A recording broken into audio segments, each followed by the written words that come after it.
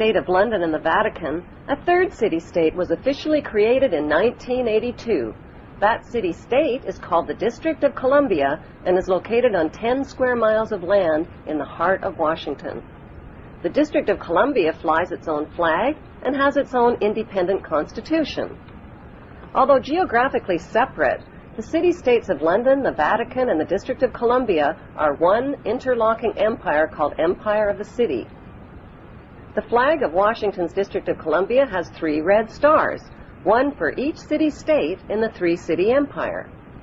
This corporate empire of 3 city-states controls the world economically through London's inner city, militarily through the District of Columbia, and spiritually through the Vatican. The Constitution for the District of Columbia operates under a tyrannical Roman law known as Lex Fori, which bears no resemblance to the U.S. Constitution. When Congress passed the Act of 1871, it created a separate corporate government for the District of Columbia.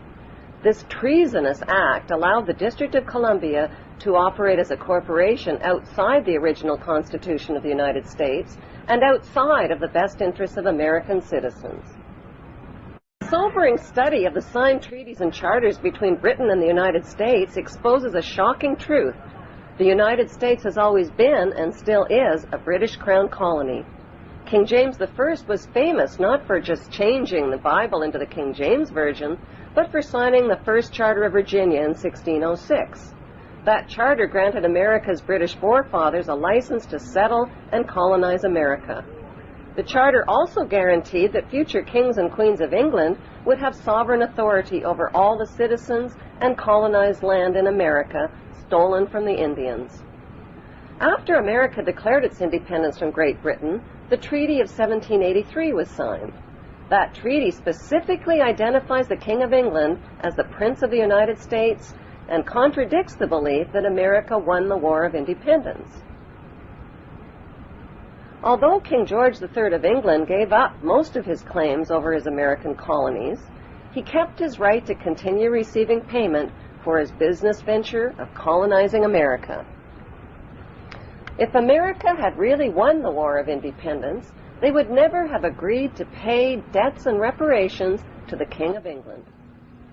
When Congress passed the 13th Amendment to the Constitution, the U.S. President was made subservient to the King of England. The 13th Amendment is called the Title of Nobility Amendment and forbids U.S. presidents and their officials from using royal titles like King or Prince or Baron. For some mysterious reason, the 13th Amendment, which was ratified in 1810, no longer appears on current copies of the Constitution. America's blood-soaked War of Independence against the British bankrupted America and turned its citizens into permanent debt slaves of the King.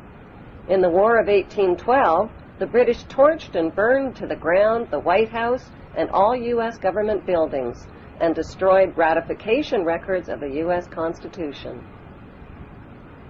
1 century later, a corrupt U.S. Congress committed the biggest theft in world history. They passed Paul Warburg's Federal Reserve Act in 1913, handing over America's gold and silver reserves and total control of America's economy to the Rothschild banksters. Most Americans still believe that the Fed, or Federal Reserve, is the government. It is not. The Fed is a privately owned banking system whose majority Class A shareholders are the Rothschilds, Warburgs, Kuhn and Loeb, J.P. Morgan, Rockefeller, Israel Seif, and the Lehman Brothers. This private banking cartel is the Fed and is never audited and never pays taxes. They print and design America's money, which displays their symbols of an Egyptian pyramid, a Masonic all-seeing eye, and the words, "In God we trust." Who exactly is the God they trust? They also collect American taxpayers' money through the IRS. Then they loan it back again with interest to pay for roads, bridges, and other public. Most U.S. citizens believe that the United States is a country and that the President is the most powerful man on earth. The United States is not a country. It is a corporation, and the President is President of the Corporation of the United States. He and his elected officials work for the corporation, not for the American people. Since the United States is a corporation, who owns the corporation of the United States? Like Canada and Australia, whose leaders are prime ministers of the Queen and whose land is called Crown Land, the United States is just another Crown colony. Crown colonies are controlled by the empire of 3 city-states. At the center of each city-state is a towering, phallic-shaped stone monument called an obelisk that points skyward.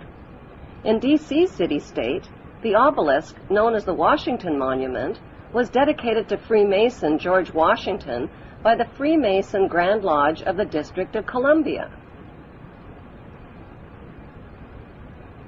The secretive Brotherhood of Freemasons laid the Washington obelisk's cornerstone in 1848 and contributed 22 Masonic memorial stones.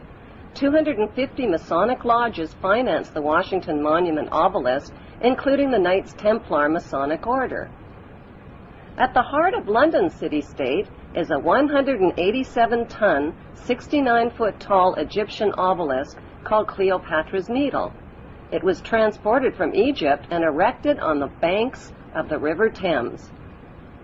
In Vatican City, another Egyptian obelisk towers high above St. Peter's Square.